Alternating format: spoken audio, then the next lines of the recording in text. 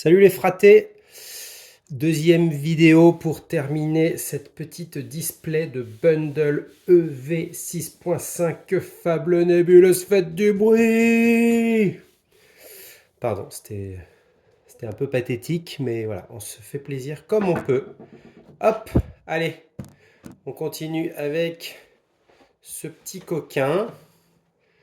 Alors donc pour celles et ceux qui n'ont pas suivi, j'ai déjà fait une première ouverture de 4 bundles.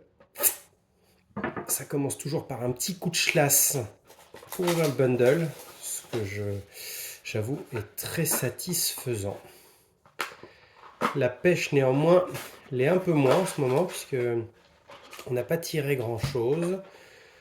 On a tiré un petit Persian et une autre AR qui était correcte. Mais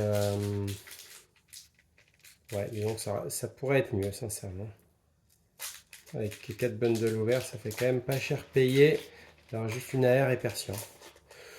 Sachant que Persian, c'est une AR aussi techniquement. Donc 2 AR, 4 X, une Ace je crois.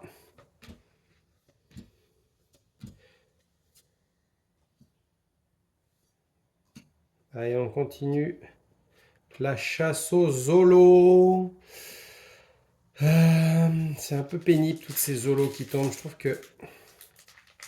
Je croyais qu'un EV6.5 ça droppait un peu. J'en ai ouvert pas mal, mais... Mais désolé, j'essaie de garder les boosters. Voilà. Je l'avoue. Ah, un petit spoil. Avec une Ace, est-ce qu'on peut avoir d'autre chose qu'une Ace sur une... La réponse est peut-être non. La dernière fois que j'avais eu une Ace, laser dangereux, je l'ai eu 1600 fois. La dernière fois que j'ai eu une Ace, ça s'est fait comme ça. Ça prend la place de la première reverse.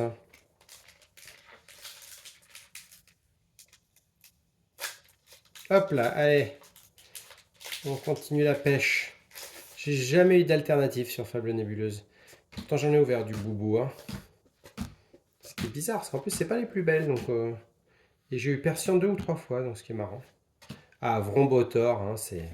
Ceux qui regardent des vidéos d'ouverture Fable Nébuleuse savent que c'est la carte qui tombe le plus et la carte la plus détestée. Je pense que ça doit être vraiment la carte la plus print dans ce qu'on considère comme hit dans Fable Nébuleuse. Voilà, c'est ma deuxième vidéo du coup. La continuité de la première. J'avoue que c'est assez dur de papoter en ouvrant. Trouver des trucs intéressants à vous dire, donc je sais pas trop dans quoi je vais me lancer. Je voulais me faire une petite spécialité moi sur Pokémon, ça fait quelques années que je collectionne, donc je me disais pourquoi pas vous parler un petit peu de ma situation, comment collectionner, puis comment vous faire plaisir. Enfin, voilà. Faire un peu d'ouverture et un petit peu parler collections, quoi, parler passion, business. Oh putain, mais je parlais d'alternatives et voilà qui tombe. Putain, je suis blindux moi. Hein. Hop là, allez, alerte rouge. On la pose sur le canapé, on finit le tri. Vous allez voir que je suis quelqu'un de très maniaque, donc je continue toujours ce que j'ai commencé. Le tri. Et ensuite, on s'occupe de l'alt. Allez, c'est bon, j'ai trié. Je peux prendre ma petite slivounette. Hop, les bonnes sleeves pour ceux qui ont suivi. Voilà. Les bonnes sleeves que vous laissez sous un petit sachet sous vide pour éviter qu'il y ait des petites impuretés qui se glissent dedans. Bah ouais, hein. On est dans le business, hein. Vous voyez, hop, comme ça, elles sont toutes clean. Elles sont toutes mintouilles de chez Mintouille. Pareil pour les top loaders, on prend du neuf.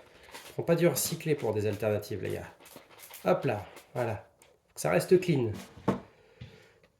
Allez, Félicanis, c'est sympa. On va peut-être rembourser un peu les bundles là. Alors, est-ce qu'elle est belle? Putain, elle est belle. Elle est correcte. J'ai l'impression qu'il y a un petit pétou en haut, mais franchement, elle est belle. Elle est belle, pardon. Si vous voyez pas bien, j'ai pas investi dans du top matos. Hein. Si vous saviez comment je filme là, ça vous ferait grandement marrer. Je vous le dévoilerai peut-être à un autre moment dans une vidéo si je deviens célèbre. Allez, techniquement ce booster, tu vois, je parlais un petit peu de collection, donc je vais parler de sujets type qui fâchent apparemment dans Pokémon, quand on parle de business, de rentabilité, d'argent, mais techniquement ce booster, je l'aurais gardé scellé en d'autres temps. Parce qu'une alternative est tombée dans le bundle, on peut se douter qu'il est vide. Quand on le gardait scellé. Scellé pourquoi bah, scellé pour la collecte, pour l'art set, pour le revendre dans 5 ans, 10 ans, 20 ans. Vous voyez, donc il y a une holo, c'était prévisible. Après, bon, il y aurait pu avoir une AR et j'aurais pu m'en mordre les couilles. Mais bon, voilà, c'était le cas en l'occurrence. Allez, j'ouvre un autre petit Bundy. On garde le rythme. Hop là, petit coup de la sauce. Il me résiste. Alors, ça cote à combien un petit Félicanis alternative? À mon avis, ça doit pas être Terroche, parce que je crois que les altes dans Fable Nébuleuse, c'est pas non plus le pied. Ouais, donc du coup, ouais, je voulais vous parler un petit peu de business, de collection, de kiff. Donc moi, je collectionne depuis des années. Initialement, j'avais commencé par les jeux vidéo. Donc je m'étais acheté Pokémon Rouge sur Game Boy sous blister, donc belle pièce. Hein. Platine DS, pareil, sous blister. Enfin voilà, des petites... Oh putain, mais je me régale, moi. Des petites douceurs. Hop, alors là, on met en pause la discussion, évidemment, comme d'habitude. Canapé, le tri, on respire, on prend une belle sleeve. Non, Démolos, en vrai, c'est un badass, hein. C'est un badass.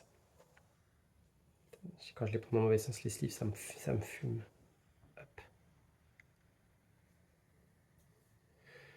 Elle a l'air assez stylée, Démolos. Je ne l'avais jamais eu et je suis très content. Elle est très très belle. Elle est très très belle. Alors, franchement, je kiffe trop. C'est marrant, mais une des séries les plus boudées, c'est devenu ma série presque préférée. En fait, j'aime bien le fait qu'il y ait peu de cartes. Ça change des 280 à collectionner.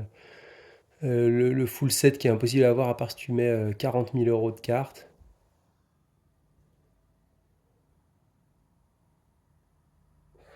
Ouais, elle est pas mal. Ouais, elles ont toutes l'air un peu abîmées.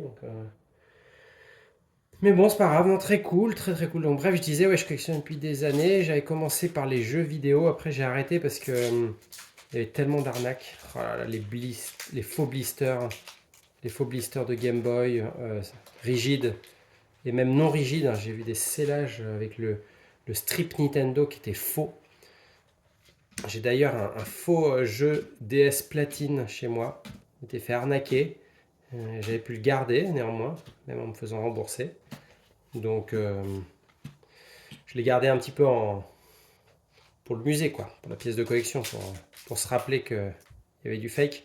Et après, je me suis mis dans les cartes Pokémon en pensant qu'il y aurait moins d'escroquerie, mais je me demande s'il n'y en a pas plus, ou tout autant que dans les jeux vidéo. Mais j'avoue, je suis tombé dans les cartes Pokémon. Bah, j'étais un fan, hein, je jouais aux jeux vidéo avant, je jouais à la Game Boy. J'ai changé les cartes en cours de récré parce que ça se voit pas, mais je suis un vieux schnock. Hein. Donc, moi, j'étais dans la cour de récréation quand c'est sorti, les cartes Pokémon. Donc, je les ai changées avec mes copains, je faisais les classeurs et tout. Après, j'ai pas été très très bien inspiré puisque je l'ai revendu, je crois, dans une brocante, mon classeur, avec les Dracofeu, les Tortank, tout set de base. Alors, pas de tout édition 1, mais je peux pas me rappeler, mais il y avait de l'édition 1, c'est sûr. Je me rappelle que j'avais au moins McCogner, il était très répandu à l'époque. J'avais Florizard, j'avais Léviator, j'avais Tartare, j'avais Tignon. Donc, voilà, je me rappelle, j'avais pas fait une très grande. Ah bah dis donc, c'est pas Filicanis là que j'avais déjà eu tout à l'heure. On arrête tout, carte sur le canapé, on finit le tri. Hop, hop, hop, elle est pas mal la petite Félicanis Full Art, elle mérite une belle sleeve encore. Et voilà, sleeve à l'envers comme d'hab, je me fais ken. Hop là, on est prudent. On prend le top lit. Donc ça remonte à loin, mon amour pour Pokémon. Donc quand je suis retombé dans les cartes Pokémon, j'avoue, je suis allé all-in, quoi, à fond. L'idée au début, c'était de collectionner. Voilà, garder du scellé, garder des belles cartes et tout.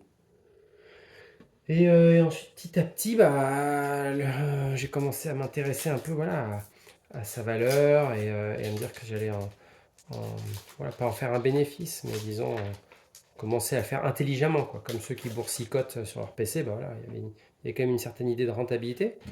Et du coup, bah, je me suis dit, il faut que j'arrive à être suffisamment rentable pour pouvoir ouvrir en me faisant plaisir, quoi. Donc pouvoir parfois se dire que j'ouvre, tant pis combien ça vaut, bah en fait j'ai déjà gagné suffisamment parce que j'ai acheté par exemple, je vais vous donner un exemple, j'ai acheté deux displays, une Invasion Carmin de Soleil et Lune et une Gardien Ascendant de Soleil et Lune et je les ai payés 250 euros. Donc je les avais achetés prix de sortie presque, quoi. Enfin un petit peu plus cher, mais pour quelque chose qui a quand même, je sais pas combien d'années, 5, 6, 7, 8 ans maintenant. Ouais, 8 ans peut-être, bah, c'est pas mal. Bah, du coup aujourd'hui elles valent entre 600 et 900 quoi.